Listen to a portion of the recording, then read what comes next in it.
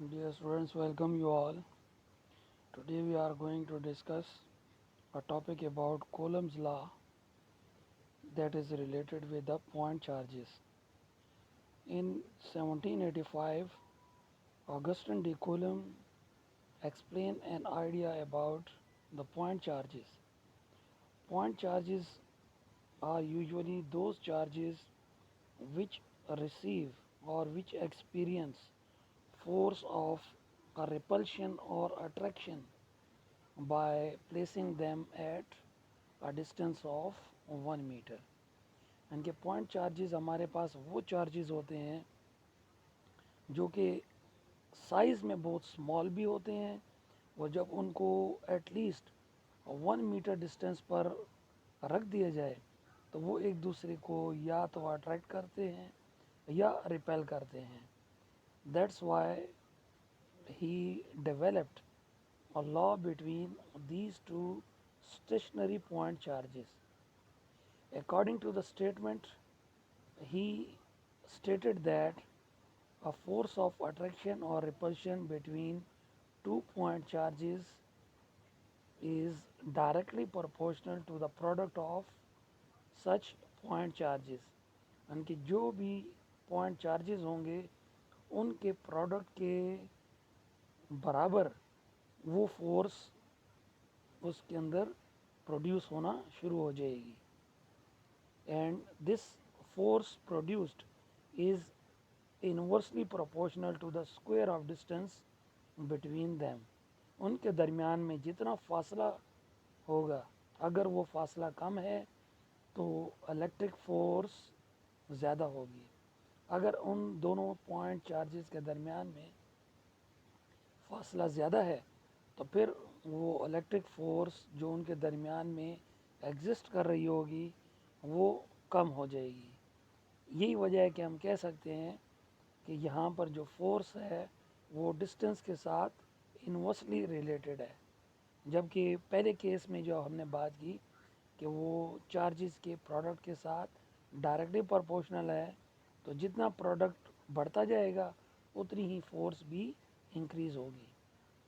एक और पॉइंट इसमें नोट करने का है कि यहाँ पर जो भी फोर्स एग्जिस्ट करेगी that must be along the line joining these charges.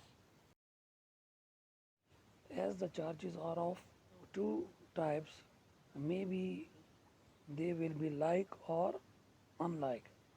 Unlike means opposite and like means same.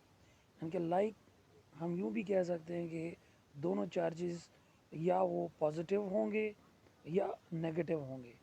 अगर दोनों पॉजिटिव हों या दोनों नेगेटिव हों then they must experience repulsive force, और अगर वो अनलाइक चार्जेस हों then they must attract each other.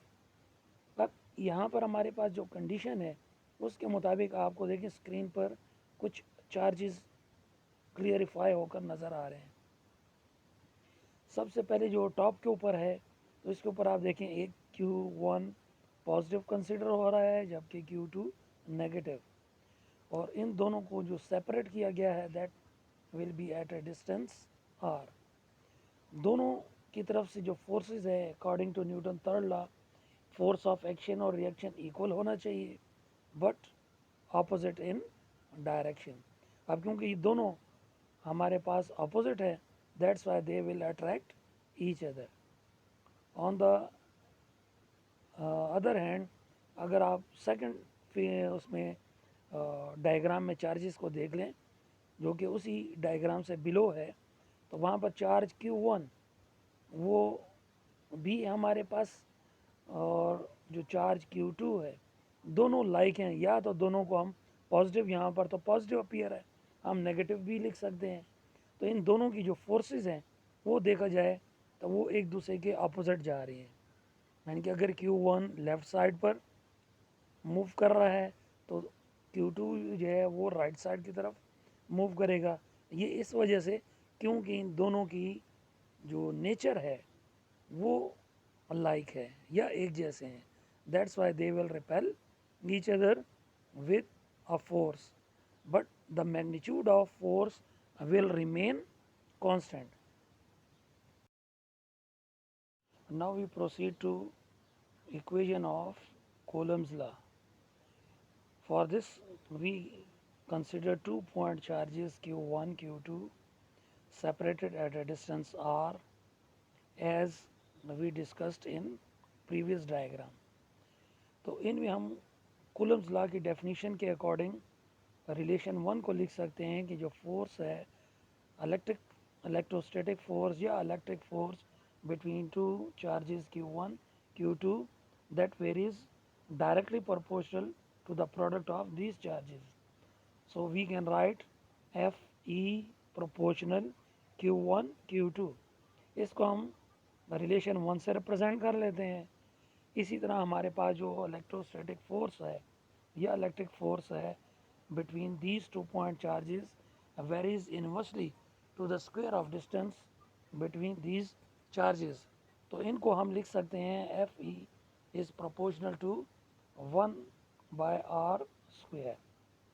अब हम इन दोनों रिलेशंस को कंबाइन कर लेते हैं. कंबाइन करने पर हमारे पास आ जाएगी F E proportional to q1 q2 divided by r². और जब हम प्रोपोर्शनल इक्वल में चेंज कर लेते हैं तो यहाँ पर हमारे पास एक कांस्टेंट आता है जिसको हम k कहते हैं. So finally we get an equation f is equal to k q1 q2 divided by r². अगर हम इस इक्वेशन को थोड़ा सा एनालाइज कर लें तो f को हम कहेंगे इलेक्ट्रिक फोर्स, k को कहेंगे हम कूलम्स कांस्टेंट, जिसको हम कांस्टेंट ऑफ प्रोपोर्शनैलिटी भी कंसिडर कर सकते हैं. q1 q2 ये चार्जेस होंगे and r will be distance of separation है उन चार्जेस के दरमियान में.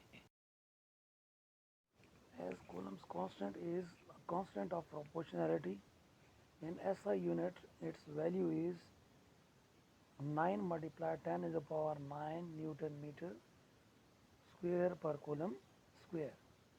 अगर इसको फाइंड आउट किया जाए तो इनमें हमारे पास वैसे तो इसकी value round about 8.9 multiply 10 to the power 9 newton metre square पर कूलम स्क्वायर आएगी. लेकिन हम उसको क्योंकि राउंड ऑफ कर लेते हैं तो इसलिए हम उसको लिख सकते हैं 9 multiply 10 power 9 newton metre square पर कूलम स्क्वायर. और क्योंकि इसको चार्ल्स अगस्टिन डी कूलम ने, जो कि एक फ्रेंच साइंटिस्ट था, उसने ये कूलम्स लॉ प्रेजेंट किया था, तो उसी ने ही इस कूलम कांस्टेंट को भी वहाँ पर जस्टिफाई करके उसकी वैल्यू को एक्सप्लेन किया था. That was an idea about Coulomb's law related with the point charges. Now we will discuss the comparison of Coulomb's law and Newton's law of universal gravitation. अब इसमें अगर हम इसकी कंपैरिजन को थोड़ा सा देख लें तो जिस तरह हमने इलेक्ट्रिक फोर्स की बात की, that will be in between two point charges. तो हम जब ग्रेविटेशनल फोर्स की बात वहाँ पर हमने डिस्कस की तो वहाँ ये था कि जब दो मासेस होते हैं तो उनके दरमियान में भी फोर्स एग्जिस्ट करती है जो कि फोर्स ऑफ अट्रैक्शन होती है. इसमें रिपल्सिव का जिक्र नहीं है, जबकि हमारे पास जो इलेक्ट्रिक फोर्स है इट मस्ट बी अट्रैक्टिव और रिपल्सिव.